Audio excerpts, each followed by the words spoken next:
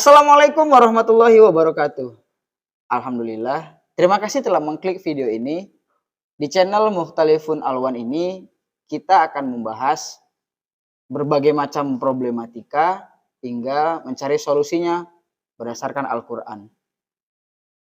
Di video kali ini masih sama temanya dengan video-video sebelumnya, yaitu berkenaan dengan momen Ramadan. Kita akan membahas tentang puasa, khususnya di ayat Al-Baqarah 183.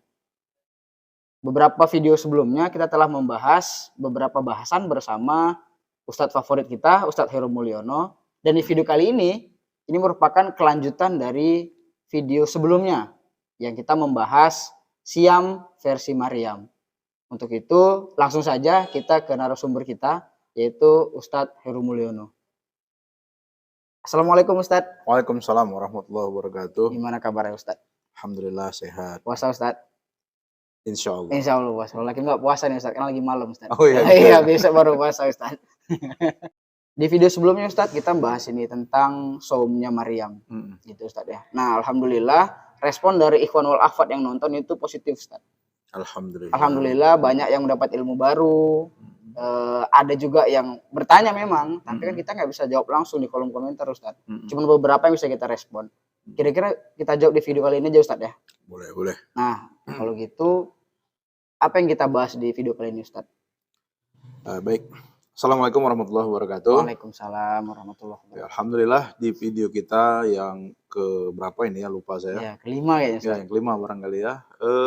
Pada 2 episode sebelumnya kita sudah membahas bab puasa, khususnya kita angkat dari Al-Baqarah 183 ya. Benar. Kalau tidak salah pertama kita ngangkat pada ya ayyuhalladzina amanu. Ya. Stressingnya pada amanu. Yang kedua kita membahas saum. Ya, saum. Nah, sebenarnya kata amanu itu sendiri kalau kita mau tuntaskan itu nggak habis-habis.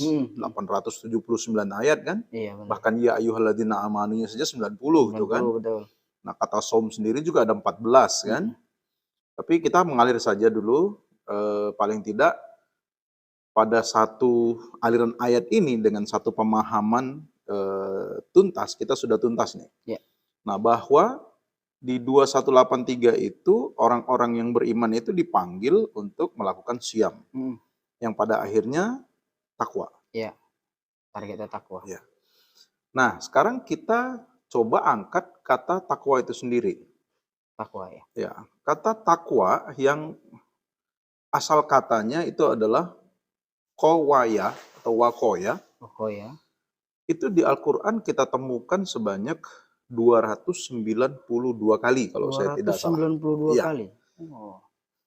Dengan begitu banyak bentukannya ya, kalau nggak salah saya 292 kali. Nah, khusus untuk kata la'allakum tattaqun itu di Al-Quran muncul sebanyak 6 kali. 6 kali ya. Ya. Itu ada 6 kali ya. Kalau diurutkan dari turunnya ayat atau dari tanzilnya. Nah, ternyata dari 6 kali itu 183 itu justru yang terakhir. Yang terakhir? Iya. Wah. Gitu. Artinya ketika kita mau melangkah pada fase takwa, iya. la'allakum tattaqun. Maka ternyata Ramadan ini atau puasa di 2183 ini justru dari la'allakum tattaqun itu dia yang ke-6. Nah, artinya untuk sampai pada tahapan itu kita harus kembali dulu ke atas. Iya, yang pertama, kedua, iya. Apa sih la'allakum yang pertama yang harus kita laksanakan agar kita benar-benar menjadi takwa? Iya. Nah, kata takwa ini sendiri bukan sebuah kata yang mudah untuk didefinisikan. Tidak mudah untuk didefinisikan. Bahkan kalau saya katakan ulama sendiri tidak punya definisi yang cukup komprehensif sampai saat ini untuk menerjemahkan kata takwa. Iya. Nah, menurut Hakim, kata takwa yang Hakim tahu itu apa? Kalau yang Hakim pahami selama ini takwa itu menjalankan segala perintahnya, menjauhi segala larangannya, Ustadz. Itu takwa? Iya. Itu bukannya taat? Kalau yang Hakim pahami itu, Ustadz. Menjalankan perintah, menjauhi larangannya. Menjauhi larangan. Kalau gitu perlu tuh dicek. Ada nggak satu ayat yang secara khusus mendefinisikan secara definitif bahwa takwa itu adalah menjalankan perintah dan menjauhi larangan. Iya benar. Karena kata takwa itu memang tidak mudah.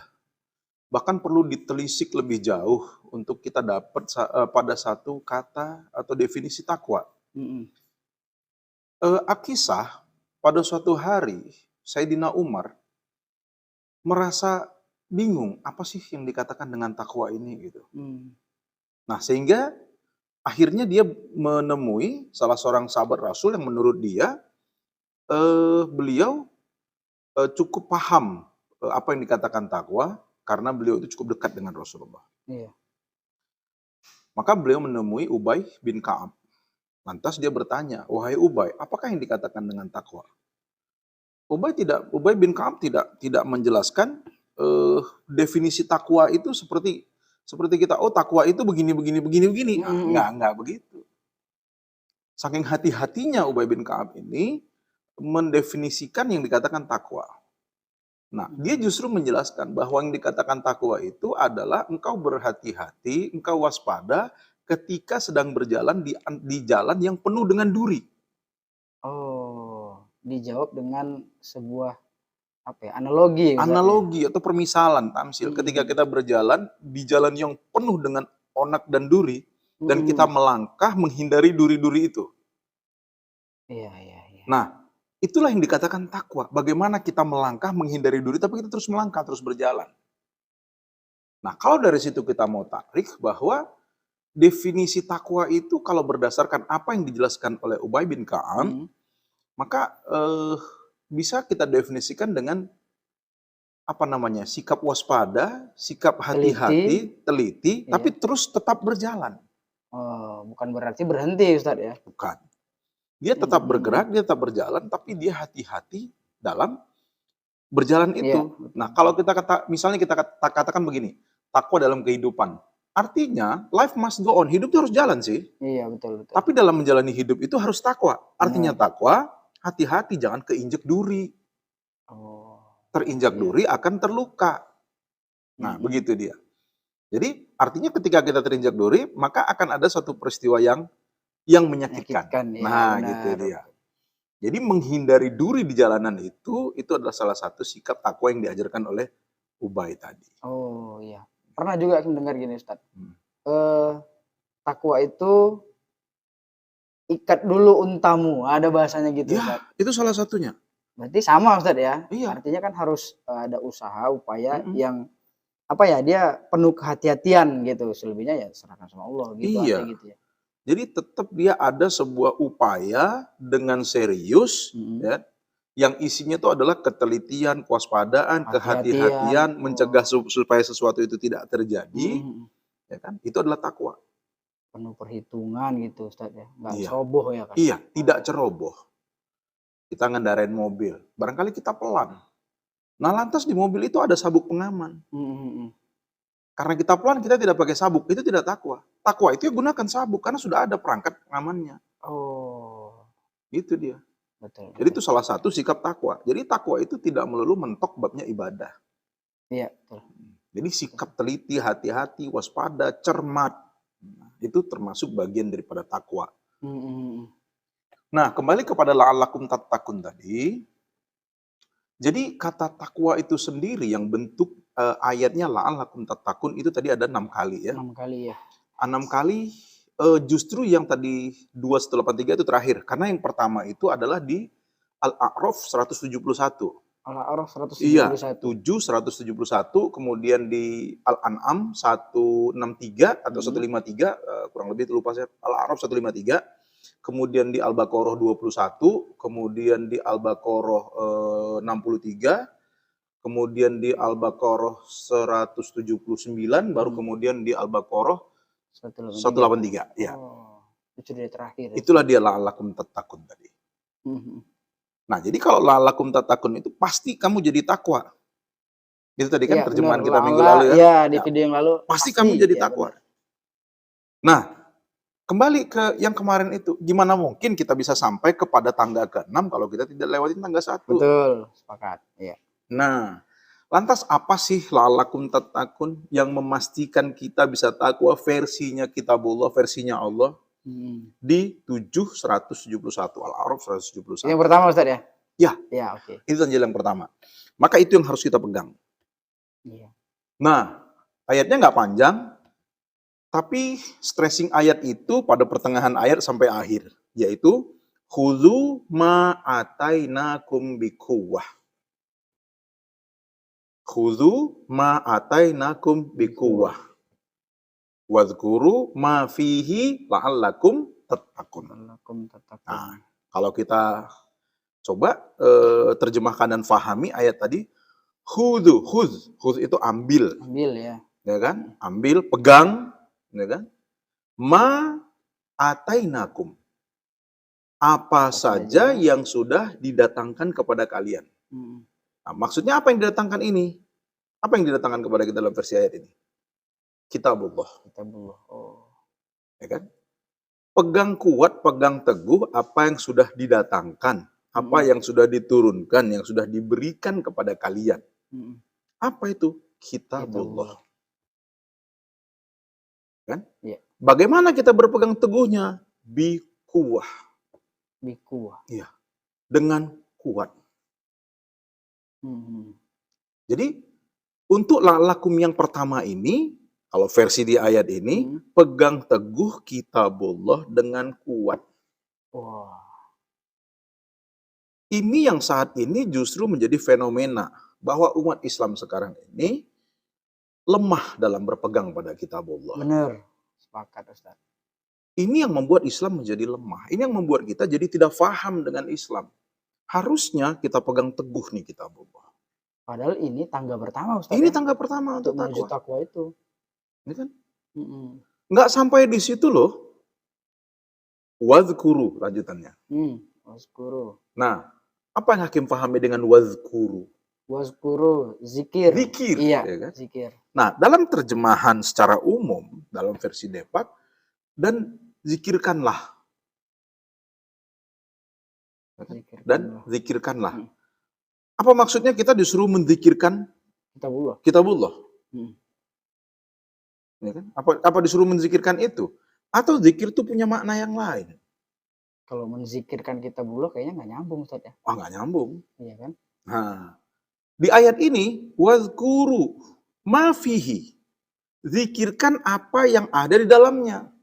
Nah, dari 292 kali itu, kalau betul kita telisik, cuma kita tarik hubungannya dan lain-lain, akhirnya zikir itu bukan hanya sekedar zikir yang kita seperti apa baca-baca subhanallah, gitu. Alhamdulillah, bukan seperti itu. Artinya itu hanya bagian daripada zikir. Ya, bagian dari. Bahwa salah satu arti zikir itu adalah sesuatu yang membuat kita jadi ingat atau sebagai pengingat. Oh, pengingat. Nah, jika kita tarik lagi, salah satu definisinya bahwa zikir itu adalah sesuatu yang dijadikan sumber pelajaran. Kalau gitu nyambung Ustadz. Karena memang kitabullah kan jadi di ayat lain itu sebagai sumber pelajaran kan gitu. Ya. Berarti menzikirkan ya itu tadi. Gitu. Iya. Ayat ini lebih kita definisikan bahwa dipegang teguh dan jadikan kitabullah ini sebagai sumber pelajaran. Kalau bahasa sederhananya, bahasa modernnya, jadikan kurikulum dalam hidup kita. Wah. Kita mau apa, Al-Quran ada atur kok. Kitab yang paling lengkap, ajaran yang paling lengkap di kitabullah, di Quran, dan itu sebagai teori dasarnya, ya kan? Aplikasinya ada pada sunnah. Iya. Baru bisa dikatakan hudal linnas Ustaz. Iya. Nah, umat selalu berlepas dari ini. Seolah-olah ya Islam itu kalau sudah bisa baca Quran, sudah sholat, sudah bisa wudhu, segala macam udah selesai. Iya. Kitabullahnya lupa Ustaz. Iya. Ini yang membuat kita jadi lemah. Ya memang selesai secara pribadi dia Islam. Tapi kan pada akhirnya Islam itu sebagaimana dikatakan Rasul seperti buih yang di sungai itu. Jadi tak punya kekuatan. Jadi tidak paham dengan Islam itu sendiri. Karena jauh dari kitabullah itu Ustaz. Jauh. Apalagi sampai pada level takwa. Paham pun tidak, apalagi takwa. Justru ini padahal di tangga pertama Ustaz ya. Malah itu justru yang dijauhi. Itu. Dan itulah pesan Rasulullah ya kan di akhir mengenai kitabullah sunnah. taraktu fikum ya Ustaz? Iya, Rasulullah Oh. pernah berpesan, kata Rasulullah, taraktu fikum amroini. Aku taruhkan, aku tinggalkan, aku letakkan pada kalian. Mm-mm. Amroini, Dua amar, dua amrun, dua amar, dua amrun, dua urusan. dua urusan ya. Kalau ini urusan berarti untuk diurusin, Benar, bukan benar. untuk ditinggalkan. Iya, betul. Ya kan? Lan tadillu abada. Mm-mm. Kalian nggak akan pernah sesat Selamanya. selama-lamanya. Mm. Fa in tamasaktum bihima. Bila kalian imsak dengan keduanya. Keduanya, iya. Imsak pakai ini. Artinya imsak apa? Cukup dengan ini. Mm-mm. Bab-bab yang berbau ibadah, bab-bab yang berbau akidah, berbau tauhid cukup dengan ini. Iya, betul. Yang berkembang kan bab muamalah. Iya, benar. Tapi Sesuai bab perkembangan pengabdian zaman. kepada Allah itu sudah tuntas dalam kitabullah, sudah tuntas contohnya dengan sunnah habis. Nah, jadi fa'in tamasaktum bihima. Kalau kalian imsak di sini, apa rupanya yang dua ini? Kitabullah wa sunnati rasul. Kitabullah dan sunnah. Nah, kembali ke ayat ini tadi bahwa untuk menjadi takwa, tahapan awalnya adalah khudzu ma atakum biquwwah, berpegang teguh kepada kitabullah. Dengan kuat. Iya. Dengan benar-benar kuat. Baru level 2-nya masih di ayat yang sama, wazkuru ma fihi. Jadi dipegang teguh, dipegang kuat, jadikan ini sebagai sumber pelajaran dalam menjalani hidup dan kehidupan. Level satunya saja Ustadz, kalau kita bicara realita, ini justru malah yang terjadi sebaliknya. Justru kita lah kebanyakan hari ini itu justru tabu membahas tentang Quran. Apa namanya, terkesan kuno. Terus ada yang terasa itu kayak apa ya, sesuatu yang lebih ke arah keramat Ustadz. Hingga nyentuh pun ya betul-betul apa ya, enggak bisa seterbuka yang Ustadz bilang tadi, yang jadi apa namanya, jadi sumber pelajaran. Berarti kan harus dibuka setiap hari kan, setiap pelajaran. Kalau ini ya umumnya Hakim sendiri ya, rajinnya itu pegangnya di Ramadan aja Ustadz. Kalau itu belum bisa ya Ustadz ya. Jangan sampai kita masuk dalam zona pengaduan Rasul ketika di kondisi eskatologi. Di kondisi yaumil akhir ya. Di kondisi yaumil akhir atau di kondisi eskatologi itu ada sebuah ayat di mana Rasul mengadukan umatnya. Ay Rabbi inna qaumit takhidu hadzal Qur'ana mahzura. Wahai Rabbku, sesungguhnya umatku sudah menjadikan Quran sebagai sesuatu yang ditinggalkan. Rasul ngadukan kita kepada Allah bahwa kelakuan kita menjadi orang-orang yang meninggalkan Quran. Bahaya nih Ustaz, kita dalam aduannya nih ya kan, kalau kita tinggalkan. Lantas kalau kita bicara takwa, gimana mungkin takwa? Perintah pertama kita tinggalkan, masuk dalam pengaduan Rasul, itu pesannya Rasul. Nah, wajar kan kalau pada akhirnya kita ya hanya Islam sebatas KTP, hanya Islam sebatas ya bisa wudhu, bisa sholat segala macam. Ya itu sudah bagus, itu sudah bagus. Tapi ayo kita upgrade ilmunya, kita upgrade keislaman kita. Benar. Karena puasa itu adalah syahrut tarbiyah. Salah satu isi tarbiyah intinya adalah menjadikan kita takwa. Kita sudah lewati itu belasan tahun, kenapa nggak takwa? Itu tadi proses amanunya, saumnya, tatakunnya. Puncaknya kan di tatakun. Benar. Jadi tahapan satu tatakun itu berpegang teguh pada kitabullah dan jadikan itu sebagai petunjuk, sebagai sumber pelajaran dalam menjalani hidup dan kehidupan. Baik itu hal yang berbau ibadah, syariah, muamalah, dan seterusnya. Kenapa? Loh, di ayat lanjutan Al-Baqarah itu sering kita baca ketika kita tarawihan itu. Syahrul Ramadan alladzi unzila fil Qur'an. Di bulan Ramadan itu dinuzulkan Quran. Hudal linnas. Ini jadi hudan. Kenapa sih kita takut menjadikan Quran sebagai hudan? Iya. Padahal jelas hudal linnas. Ente nas nggak? Kalau nas, ini petunjuknya. Ya, kalau ente manusia, ini petunjuknya. Kecuali ente ngaku bukan manusia, silahkan pakai petunjuk yang lain. Padahal, Ini harus menjadi petunjuk inti. Terlepas kita mau baca yang lain, iya, nggak masalah sebagai tambahan. Tapi betul. petunjuk intinya Jangan ditinggalkan. itu pada kitabullah. Iya. Anehnya justru ada orang yang menomorduakan atau mengesampingkan Quran, Ustadz. Lebih menomorsatukan yang lain. Ini kan lucu ya, Ustadz ya. Nggak sesuai dengan pembahasan kita tadi kan. Iya. Maka jangan berharap takwa ketika kita meninggalkan kitabullah. Oh, Itu suatu hal yang mustahil. Karena bertentangan dengan ayat. pesan Rasul juga. Iya. Ketika kita bertentangan dengan ayat, bertentangan dengan hadis, maka nggak mungkin kita bisa capai itu apa yang ditargetkan dari ayat tadi. Wajar kalau siam berlalu begitu saja takwanya nggak jadi. Iya. Di tangga pertama takwa saja kita nggak lulus, Ustaz. Iya. Wah, Dan memang itu tidak mudah. Itu menjadi tantangan umat Islam pada hari ini. Bahwa umat Islam tidak gemar dengan Quran. Tidak menjadikan Quran sebagai hobi. Hobinya justru dengan yang lain. tidak cinta lagi dengan Tidak. Quran. Wah, Harusnya semua itu via kitabullah, via Quran. iya benar. Itu dia. Nah, dan harusnya seluruh ulama, seluruh ustadz, dai, pendakwah mengajak umat, yuk back to Quran. Back to Quran. Kembali ke Quran. Apa yang membuat Islam mencapai masa keemasannya? Pakai kitabullah, pakai Quran. Itu yang membuat mereka sampai pada masa keemasan. Hari ini kita makin dijauhkan dengan Quran. Benar. Bahkan ditabukan dengan Quran. Betul. Maka bulan Ramadan ini harusnya menjadi momentum. Ayo kita kembali kepada Quran. Ayo kita sama-sama belajar Quran. Gaungkan lagi syahrul Quran itu, Ustaz. Iya. Bahwa ini adalah syahrul Quran. Ini bulannya Quran. Nggak cukup dengan target bulan ini khatam 30 juz. Hatam bacanya. Khatam membacanya. Benar. Belajarnya nggak ada cerita hatam, Ustaz ya? Ya, beda. Iya. Kalau mau khatam, wah. Di video pertama, Ustaz. Nggak habis nih. Iya, selesainya mati nanti baru selesai. Mati tak selesai. Kalau boleh kita mati, dihidupkan lagi, dimatikan lagi, dihidupkan lagi.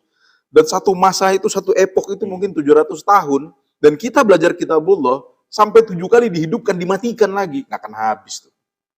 Iya, betul. Begitu luasnya kitabullah. Lantas begitu luasnya kitabullah, sebagai sumber ilmu, kenapa kita cari yang lain? Itu dia. Nah, yang lain itu harusnya membantu kita menjelaskan dan memahami kitabullah ini. Ya, sebagai pendukung. Ya, Pendukung. bukan justru itu yang utama. Bukan itu yang utama, kitabullahnya ditinggalkan. Benar. Karena banyak kan contoh bahwa ayat diangkat tapi tak sesuai dengan porsi ayat. Iya, betul. Ya kan? Bahkan hadis diangkat tak sesuai dengan porsi hadis. Bahkan cenderung bertabrakan, Ustaz ya. Ada di beberapa case itu bertabrakan. Iya. Jadi bingung ini kan. Nah, maka kita harus teliti dan jeli. Itulah takwa. Iya, benar. Kita harus teliti, jeli untuk benar-benar mau belajar memahami kitabullah. Tidak mudah memang. Harus menguasai nahwu, sorab, mantik, bayan, balago dan lain-lain. Ya semua perlu belajar. Betul. Perlu belajar. Tapi kalau itu ditabukan, maka makin lama orang akan makin jauh dengan Quran. Belajar sambil lalu. Ayo kita pelajari Quran. Sambil kita mempelajari Quran, kita bukan mempelajari maknanya, tapi kita pelajari apa sih sebenarnya substansi dari Quran itu. Benar. Bagaimana Rasul dengan para sahabat mengaplikasikan ayat ini. Itu yang paling penting. Nah, sehingga kita tidak lepas lagi daripada kitabullah itu. Ya, berarti kalau bisa kita simpulkan, kalimat mensucikan Al-Quran itu salah kaprah orang hari ini, Ustaz ya. Maksudnya gini, mensucikan dalam artian lebih ke fisiknya hari ini. Itu yang terjadi. Jadi kan mungkin di Hakim ya, yang ngerasanya gitu. Mensucikan Quran, saya baru dengar nih istilah ini. Dia lebih apa Ustaznya? Mengkeramatkan gitu. Oh, mengkeramatkan. Dia lebih menghormati Quran, tapi hanya sebatas fisiknya saja. Itu banyak case-nya, Ustaz. Ya, itu yang terjadi di masyarakat. Al-Quran itu dijadikan sebagai sesuatu yang keramat. Iya. Sehingga ujung-ujungnya Al-Quran dijadikan jimat. Iya. Nyentuh pun takut jadinya, Ustaz. Apalagi untuk pelajari, bahkan ada bahasa, ini udah nggak bisa dipelajari lagi nih, wah. Kan gawat ini, Ustaz. Nggak sesuai dengan ayat, Ustaz ya? Itu bukan lagi tak sesuai. Tapi sudah justru bertentangan dengan ayat. Tidak satu pun ayat di Al-Quran itu yang bertentangan dengan kondisi hari ini. Iya. Kenapa? Al-Quran itu abadi. Sampai kapanpun maknanya kan bisa diaplikasi kalau dia paham. Benar. Kalau dia tak paham, ya wajar. Yang mana sih yang tak bisa diaplikasi? Mau contoh cerita Nabi Nuh. Iya. Kan nggak perlu kita buat kapal. Loh, kita jangan lihatnya dengan kapal. Kita harus pahami bahwa itu sebuah tamsil, sebuah permisalan. Iya. Kapal itu adalah sebuah sarana. Mau dakwah butuh sarana. Iya kan? Iya, benar. Punya lembaga, punya sarana. Sarananya adalah fuluk kapal. Nah kalau gitu kita mau dakwah, kita harus siapkan sarana untuk dakwahnya. Lah hari ini, kalau kita nggak ada tempat ini, di mana kita? Iya, sama nggak punya kapal. Ya, ini kapalnya. Oh iya, termasuk channel YouTube ini juga fuluk ya Ustaz? Ini fuluknya. Ini perangkat-perangkat ini alatnya. Nggak ada ini, nggak sampai suara kita ke sana, nggak terekam. Benar. Nah jadi kita mendefinisinya tidak dengan, ya nggak mungkin dong kita buat kapal. Bukan seperti itu. Kalau kita ngartikannya gitu, berarti cerita-cerita yang ada di Quran itu hanya dongeng semata, Ustaz ya? Iya. Nggak bisa jadi apa-apa Berhenti sama kita, kan? sampai pada tahap dongeng. Iya. Padahal semua itu masih bisa dan sangat bisa, dan memang begitulah cara dakwahnya. Kita tinggal contoh aja itu 25 nabi dan rasul yang disebutkan di Quran. Contoh cara mereka dalam berdakwah, selesai. Justru case-case mereka itu beberapa ada yang terjadi di kehidupan kita ya kan Ustaz? Ya iya tentu. Nah, kalau kita mengkat itu dongeng, ya kita nggak bisa ngambil apa-apa jadinya. Iya. Oh. Gitu. Nah maka kembali ke takwa tadi, ayo kembali kepada Quran. Iya. Kembali kepada kitabullah. Kenapa? Karena kalau tidak kembali kepada kitabullah, maka perjuangan kita dalam saum untuk menjadi takwa tidak akan pernah tercapai. Karena ini tangga pertama. Iya. Selesai tangga pertama, kita masuk tangga kedua. Apa sih perintah Allah untuk takwa di tangga kedua? Apa sih perintah Allah di tangga ketiga, keempat, sampai pada akhirnya ketika kita laksanakan puasa, benar-benar membawa kita menuju ketakwaan. Iya. Karena apa? Itu janji Allah. Allah janji yang pasti. Karena kata Allah, pasti kamu takwa. Iya, bukan semoga Ustaz ya. Bukan. Jadi kalau tidak takwa juga, berarti ada yang salah dengan kita. Bukan dengan kitabnya, bukan dengan Allahnya. Tapi kita pasti yang salah mengaplikasi. Nah, jadi itu saya pikir untuk malam ini. Oke. Seperti biasa Ustaz. Ya. Terakhir kesimpulannya Ustaz, boleh? Silakan. Baik, ikhwan wal akhwat fiddin rahimakumullah. Kondisi pada hari ini umat Islam bisa dikatakan tidak begitu akrab dengan yang namanya Quran. Banyak yang menjadikan Quran sebagai jimat, sebagai yang dikeramatkan, sebagai sesuatu yang dianggap suci, tapi tidak untuk diaplikasi. Banyak orang malas belajar Quran. Kalaupun belajar membacanya dengan baik, belajar menghafalnya, tapi tidak belajar apa sih sebenarnya substansi Quran itu. Padahal itu menjadi kunci menuju takwa. Maka dalam momen hari ini, kesempatan hari ini, saya mengajak kepada kita semua, ayo untuk menjadi takwa, yang pertama kita pegang teguh kitabullah ini, kita pegang teguh Quran ini, dan yang kedua wadhkuru ma fihi, kita zikirkan, kita jadikan kitabullah ini sebagai petunjuk dalam menjalani hidup, sebagai kurikulum dalam menjalani hidup dan kehidupan. Insya Allah, Allah akan pastikan bahwa kita akan menjadi orang yang takwa. Demikian saya pikir. Alhamdulillah. Terima kasih Ustadz atas ilmunya pada video kali ini, termasuk tadi juga kesimpulannya. Hakim yakin bahwa apa yang disampaikan Ustadz tadi betul-betul menjadi ilmu yang bermanfaat buat ikhwan wal akhwat yang nonton video ini, juga jadi insight yang positif lah untuk diaplikasikan ke depannya. Satu kalimat bagus dari Ustadz tadi, back to Quran. Betul Ustadz ya? Ya. Oke. Alhamdulillah, selesai video kita kali ini. Kolom komentar kami masih terbuka untuk ikhwan wal akhwat yang ingin bertanya atau merekomendasikan, request kira-kira bahas apa ke depannya. Tapi untuk beberapa video ke depan kita akan masih membahas tentang takwa, karena itu target utama kita dari Siam. Untuk itu terus pantengi video ini, pantengi channel ini supaya nggak ketinggalan video-video selanjutnya. Sekian, binasri minallah wa fathun qarib. Assalamualaikum warahmatullahi wabarakatuh. Waalaikumsalam.